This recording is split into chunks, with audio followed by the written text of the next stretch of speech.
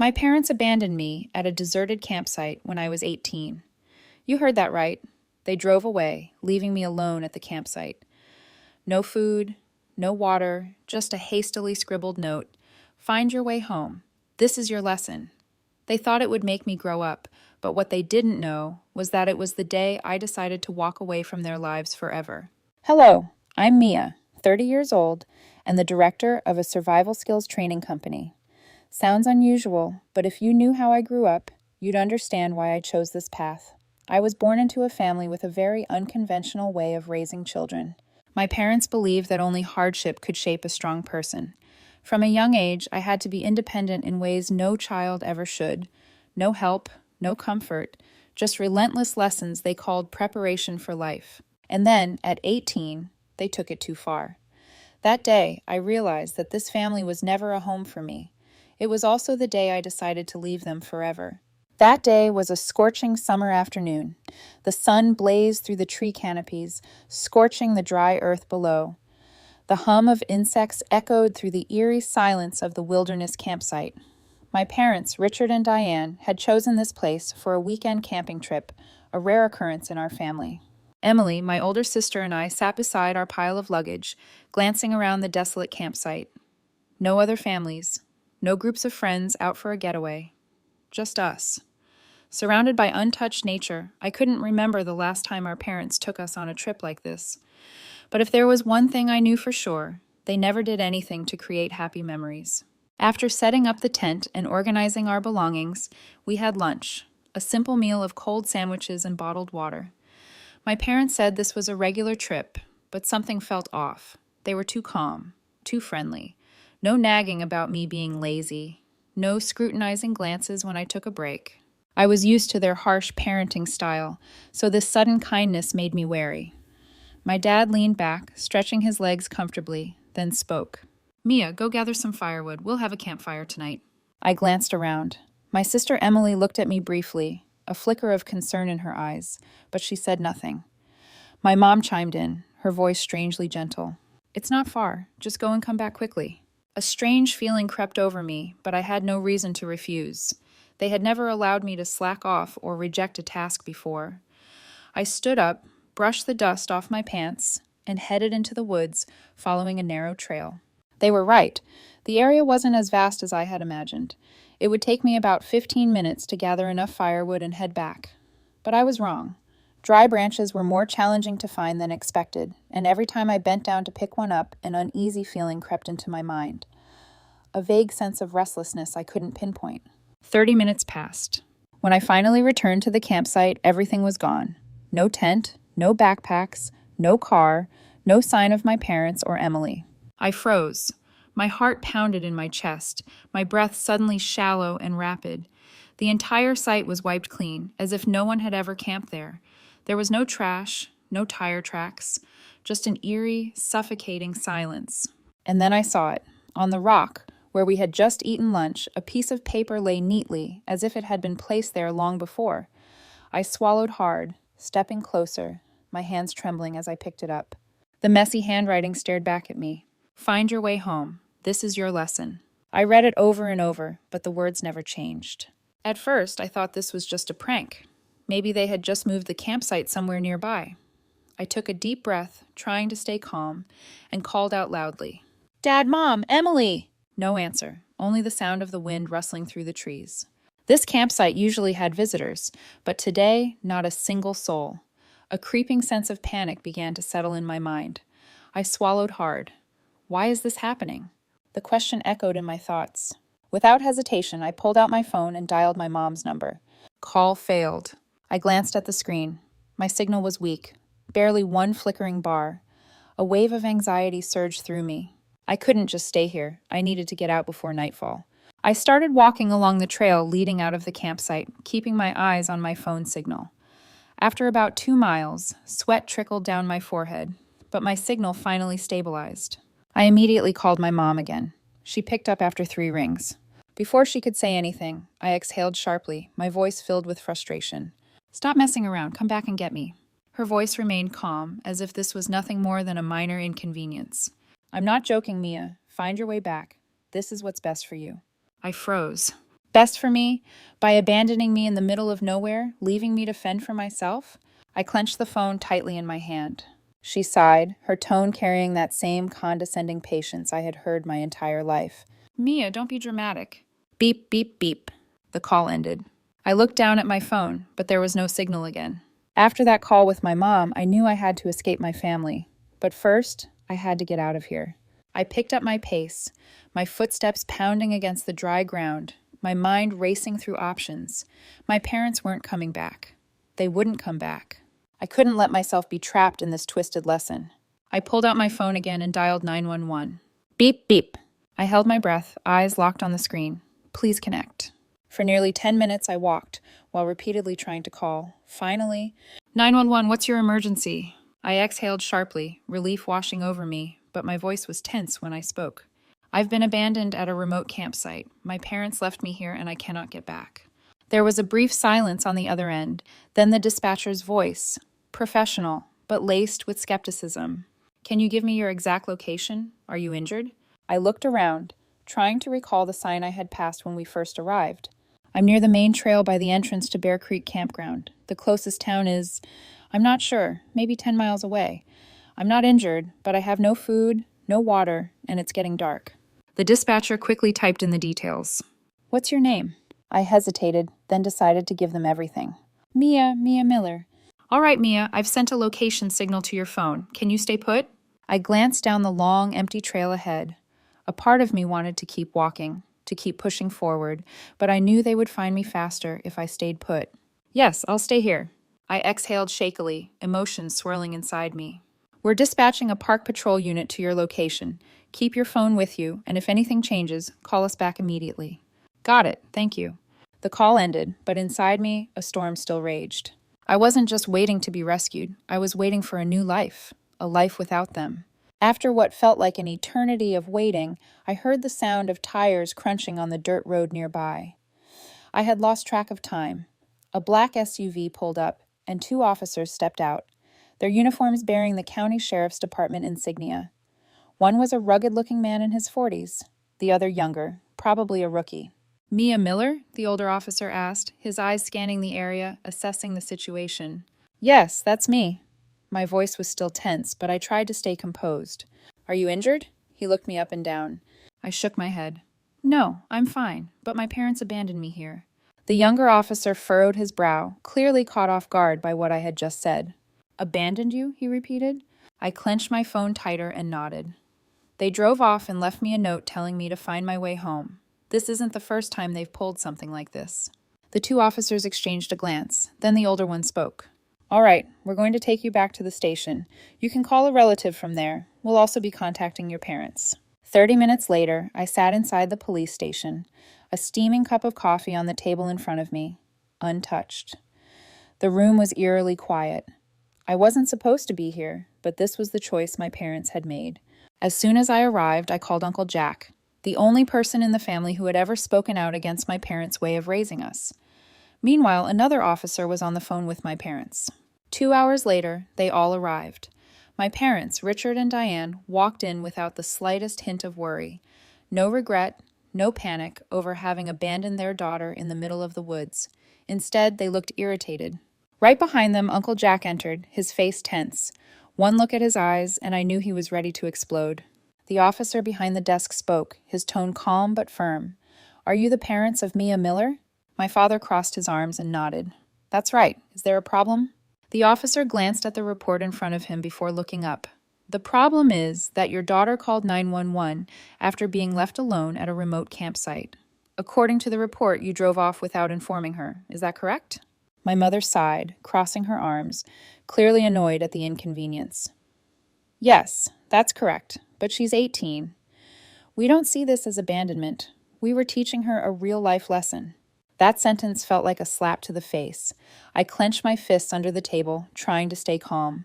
The officer tilted his head slightly, his tone slow. Are you aware that your actions could be considered abandonment of a dependent? She had no transportation, food, water, or immediate way to contact anyone. My father scoffed. She's not a child. She's more than capable of taking care of herself. We did nothing wrong. Uncle Jack, who had been silent until now, suddenly slammed his hand on the table. Nothing wrong? Richard, you left your daughter stranded in the woods like a reckless idiot. Do you two even understand what boundaries are? My mother shot him a glare. Stay out of this, Jack. This isn't your business. Not my business? He let out a bitter laugh. Do you know how many years I've warned you about this? Do you think parenting means dumping your kid in the wilderness and telling her to survive? This isn't military training. My father folded his arms, his voice icy. She's 18. She can handle herself, can't she? The officer leaned forward, lacing his fingers together. You're right about one thing, Richard. She's 18, and that means you no longer get to decide for her. The room fell silent. My parents stared at the officer as if he had just knocked the wind out of them. Uncle Jack turned to me, his voice gentler now. Mia, you can come home with me. You don't have to go through this anymore. I met his eyes and felt something close to safety for the first time that day. But just as I was about to answer, my mother's voice shrieked, No! She is our daughter! She's coming home with us! The officer turned to her, his voice sharper than ever. No, Diane. As you just said, Mia is 18. That means the choice is hers. After the officer's words, I said nothing. I stood up and walked straight to Uncle Jack's car. My parents remained frozen, stunned by a reality they had never considered. They had always believed they could control me forever, but for the first time, they realized they had lost what they saw as their property. Uncle Jack followed behind me, giving my shoulder a reassuring pat. I didn't need to look back, but I did. I turned to face them, Richard and Diane, the people who gave me life, but never truly treated me as their daughter. Consider me dead from the moment you left me in that forest.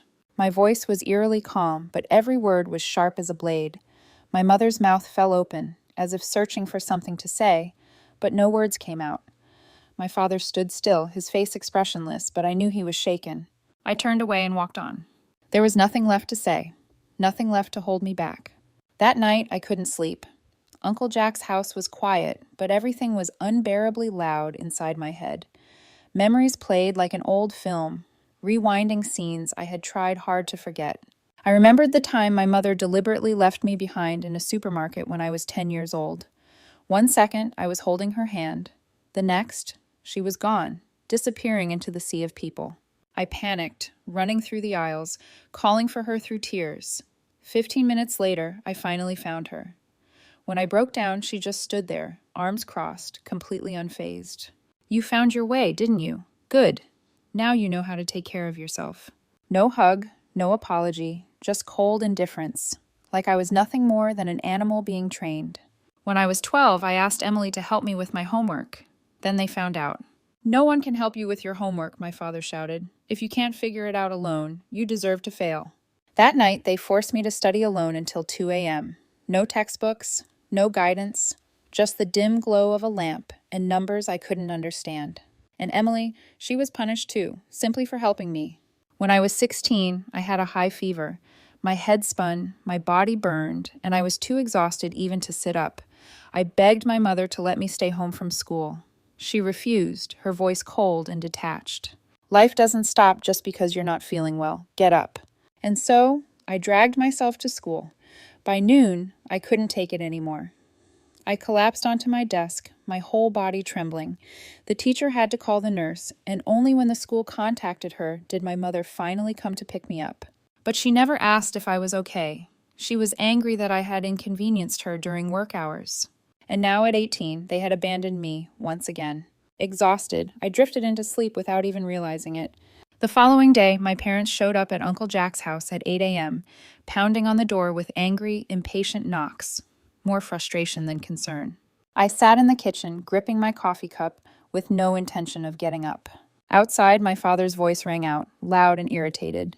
Jack, open the door. We need to talk to Mia. Uncle Jack sighed, set his newspaper down, and stood.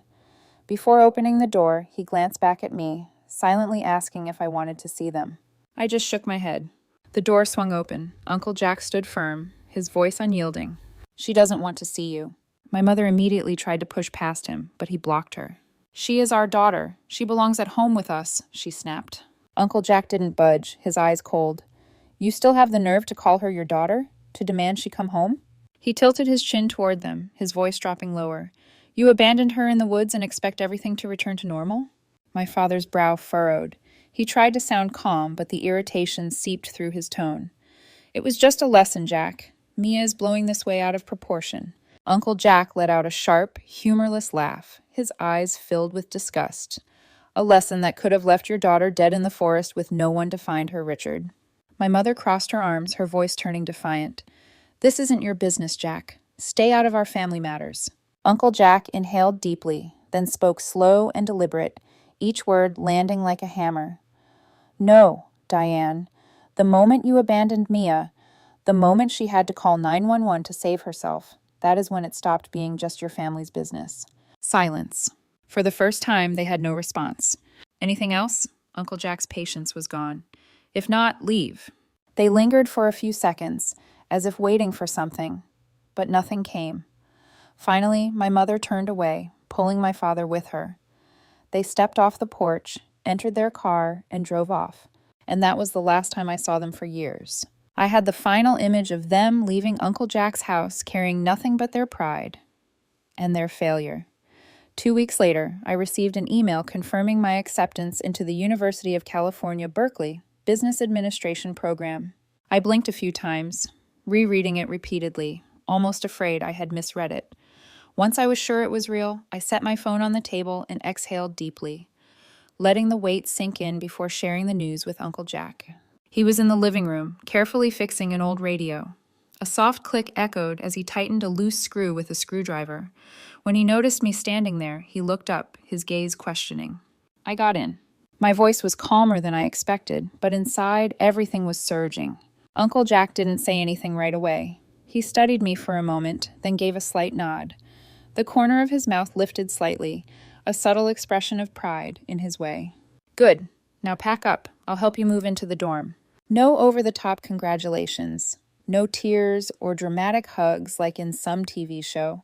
Just acknowledgement, trust. And for me, that was enough. The day I moved into my dorm, my only possessions were a small suitcase and a backpack. I unpacked by myself, glancing around the modest yet quiet room. There was no more tension every time I walked through a door, no more fear of being controlled or judged. But freedom came with responsibility. With no financial support from my family, I had to manage everything independently. I took out a low-interest student loan to cover tuition and immediately started looking for a job. At 5 a.m., my shift began at a campus coffee shop. The first few weeks were tough. Standing behind the counter and making coffee nonstop before sunrise wasn't easy, but I adjusted somehow. Having a packed schedule made me feel more grounded. On weekends, I took the bus back to visit Uncle Jack. His house wasn't too far, but just far enough to make me feel like I was stepping away from the intensity of college life. Uncle Jack welcomed me when I came home as if I'd never left. No lectures, no forced lessons, no disappointed looks. Just a warm dinner, a cold beer waiting on the table, and conversations where I didn't have to watch every word I said. We sat there sometimes talking about football, politics, or random things that happened at school. And that's when I realized family isn't where you're born, it's where you're valued. My college years weren't like most students. Between lectures and part-time jobs to cover expenses, I spent nearly all my free time developing skills I believed would one day be practical. After being abandoned in the woods by my parents, I knew I needed to learn how to survive. I devoured books on survival, watched documentaries on wilderness survival, and studied escape techniques for extreme conditions. The internet became my greatest resource. I taught myself everything, from starting a fire without matches, to finding clean water in the wild, to signaling for rescue without communication devices. The more I learned, the more clear the truth became. Most people have no idea what to do in an emergency. One day, during a shift at the cafe, I overheard a group of customers talking about a hiker who went missing in the woods. He had been lost for 3 days before being found completely exhausted, barely surviving. That was the moment it clicked. Why not turn my knowledge into something that could help others? I started small. I created a YouTube channel to share essential survival tips, things I had learned from books, videos, and personal experience. At first, no one cared. But then, one of my videos, How to Survive If You Get Lost in the Woods, unexpectedly gained thousands of views. I kept filming simple tutorials on my old phone, uploading them online. And soon, I realized that many people were interested, Survival skills weren't just for adventurers. Anyone could find themselves in a life-threatening situation. And if they didn't know how to handle it, the consequences could be devastating. After graduating, I decided to take things further. With a little savings from my part-time jobs and a small loan, I officially launched my own survival training company. At first, it was just me. I did everything, from building the website, to running social media ads, to organizing in-person courses. I started with basic training programs: how to survive if lost in the wilderness, navigating when disoriented in the wild, signaling for rescue without a phone, basic first aid without medical supplies. I didn't just teach theory. I took students into real-life survival environments, hands-on training that forced them to adapt and learn. And it worked. Within a year, my company started gaining attention. Backpackers, hikers, even corporate teams looking for survival-based team-building experiences began signing up. By year 3, I expanded, partnering with rescue organizations and emergency response teams. And that's when I realized something. Everything I built today started years ago, on the day I was abandoned at Bear Creek Campground. They thought they were breaking me. They thought they were pushing me into hardship, forcing me to fail. But that moment, the lesson they forced upon me, became the foundation of my success. I became self-sufficient, just like they wanted, but not in the way they ever imagined. Throughout the years I spent building my career, my parents never once called or texted. No congratulations when I graduated. No questions about my job. It was as if I had never existed. And honestly, I didn't care. I knew they were fine because of Emily. Even though I had cut ties with my parents, my sister and I stayed in touch. We texted regularly, sometimes called, and met up when we could. Emily wasn't like them. She never supported how they treated me, but she also never had the power to change it. Still, she remained a part of my life, the one person I cared about in my family. And I felt okay. I had a career I loved, a life of freedom, and most importantly, I had stayed far away from my parents. That was enough. At least that's what I thought. But a year ago, they dragged me back into their mess. It was just another ordinary weekend.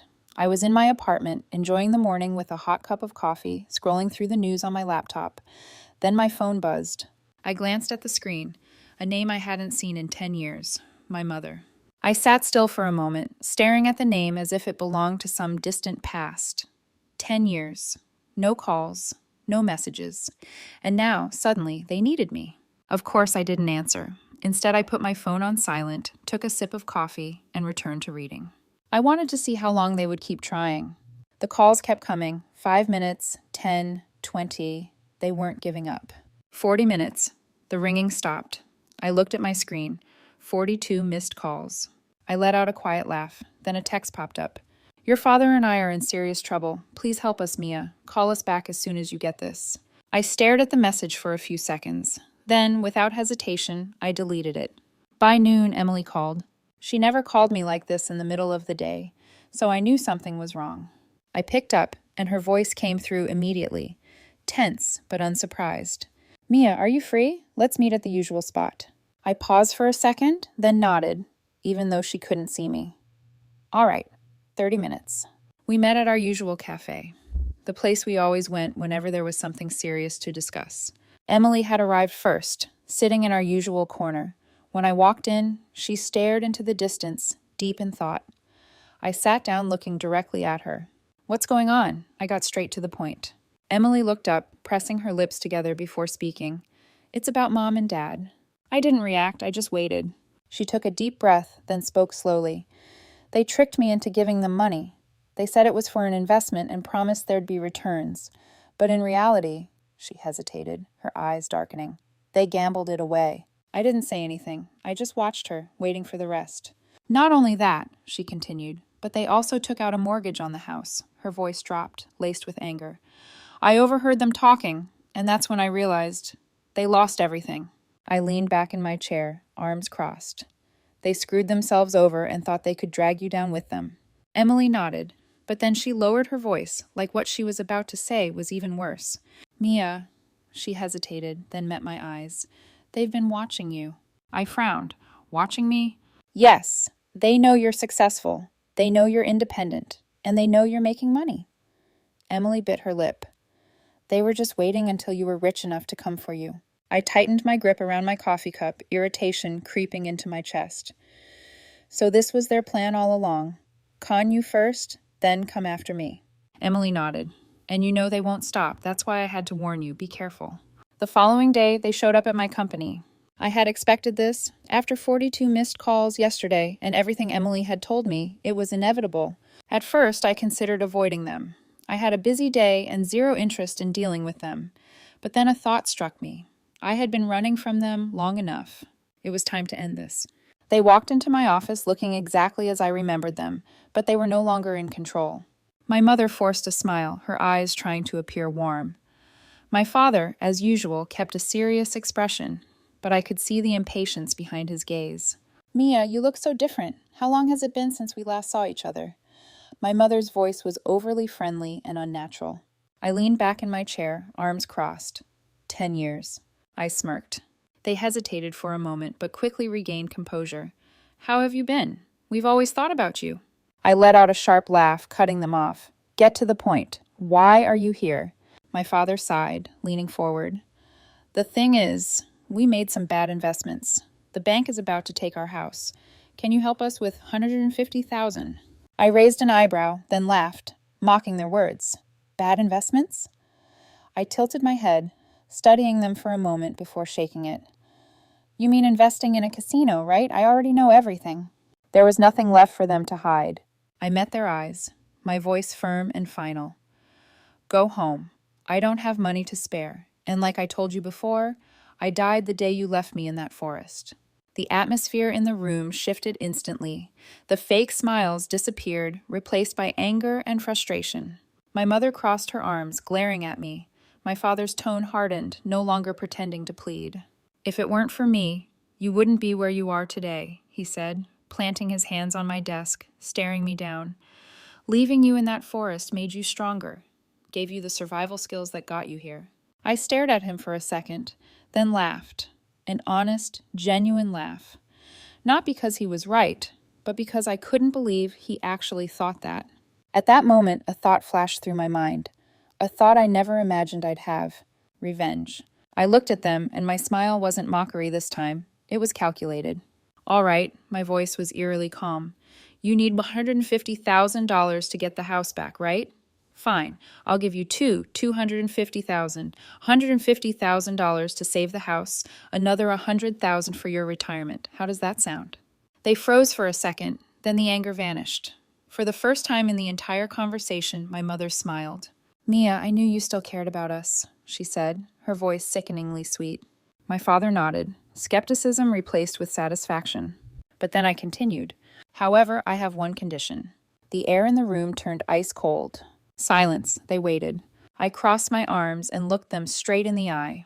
I will abandon you in the forest. If you can find your way out within 3 days, I'll give you the money. My mother's mouth fell open. My father's face darkened, his brow furrowing. I spoke slowly and clearly, emphasizing every word. If you can survive what you once made me survive, you get it. A few seconds of dead silence passed. Then my father slammed his hand onto the desk. You... His voice was low, seething. You ungrateful little... This is how you treat your parents? I shrugged. Your choice. No one's forcing you. Calmly, I pressed a button on my office phone. Security, please escort our guests out. 2 security guards stepped in. My parents shot to their feet, their faces red with rage. You'll regret this, my mother shrieked as they were shoved toward the door. I didn't respond. I just leaned back in my chair, arms crossed, watching them get dragged out of my office, the same way they once left me behind. I thought it was over. After yesterday, my parents had been thrown out of my company, left with nothing to cling to. I had cut ties with them once and for all. But I underestimated them. The following day, my phone wouldn't stop buzzing. At first, I ignored it. I had a routine, enjoy a quiet morning, make coffee, check my work emails before heading out. But the calls kept coming, one after another. Then my security guard called. I frowned and picked up. What's going on? His voice was tense. Boss, you might not want to come in today. Why? There's a mob of reporters outside. Cameras, microphones, a whole damn crowd. The media is after you. A wave of irritation rose in my chest. What the hell did they do now? Right then, my phone buzzed again. My assistant. I answered, and her voice was shaky. Mia, have you seen the video? I frowned. What video? She took a deep breath. It's everywhere. I just sent you the link. Watch it now. I opened my phone and clicked the link.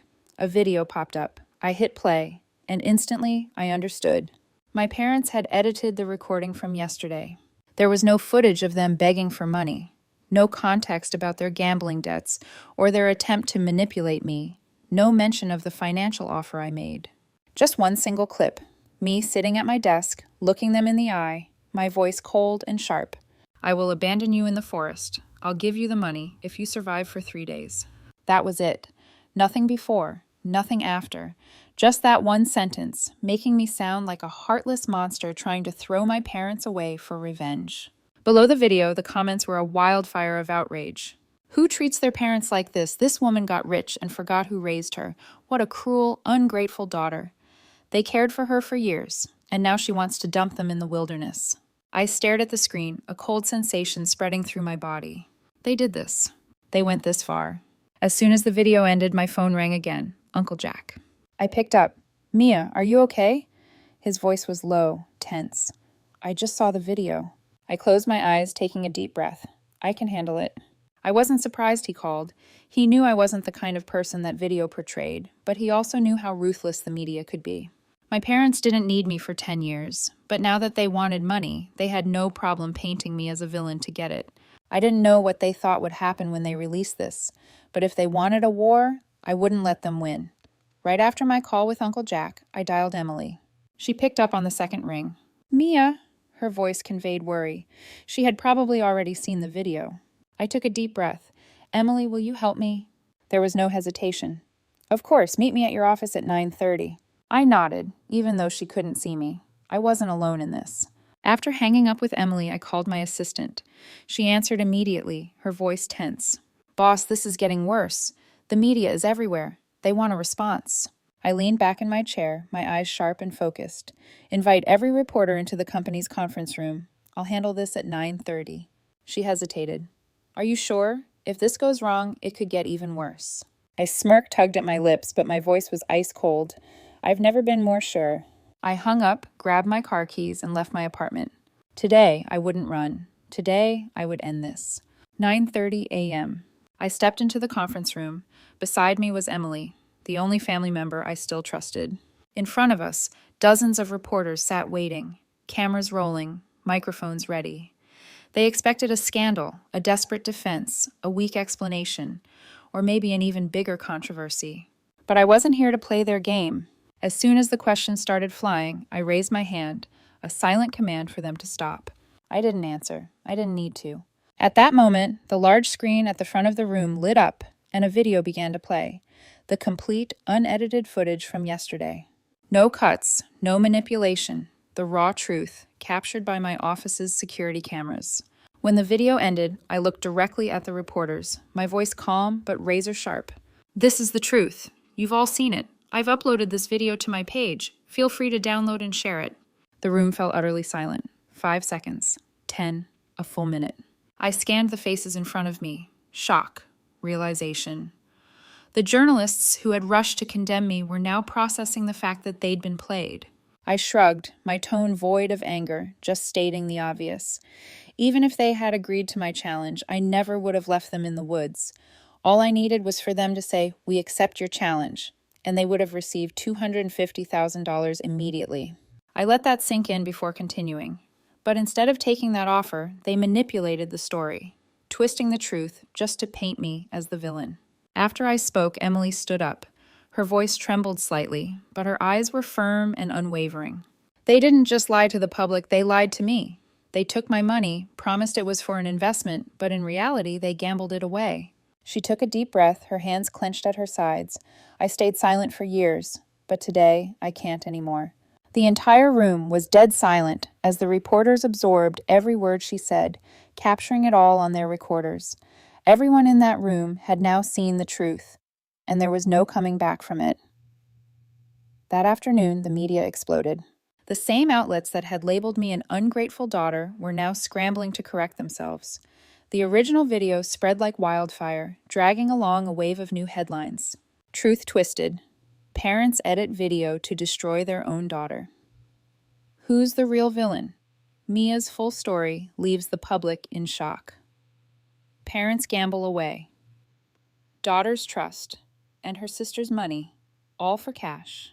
I sat in my office, skimming through a few of the articles, but I felt no satisfaction. I didn't need the media on my side, I just needed the truth to be known. Unlocking my phone, I scrolled to their numbers one last time. Then, without hesitation, I blocked them, one by one. Finally, I deleted their numbers altogether, just like how they had erased me from their lives 10 years ago. Before leaving the office, I gave security one final order. If they come looking for me, turn them away. If necessary, call 911. I wasn't giving them another chance. This time, I was the one closing the door, and it would never open again. A year has passed since that day. Life has gone on smoothly, even better than before. My company is thriving. I haven't been bothered again. Most importantly, I no longer think about them. But sometimes news still finds its way to me, even when I don't ask for it. One afternoon, while sitting in my usual cafe, Uncle Jack called. "Mia, do you want to hear about your parents?" I was silent for a few seconds, then shrugged. "Sure, go ahead." He sighed lightly before telling me. "They've left town and moved elsewhere. No one knows exactly where, but it's clear they've lost everything." Through a distant relative, I later heard that their lives were miserable now. I didn't ask for details, and to be honest, I didn't care. They made their choices, and this is my life. My story has come to an end. But now I want to ask you, my dear audience, what would you have done if you were in my position? Do you think I was too harsh, or did they get what they deserved? Let me know your thoughts in the comments below. I'd love your perspective. And if you enjoy stories like this, hit that subscribe button so you won't miss the next one. See you in the following story. Goodbye.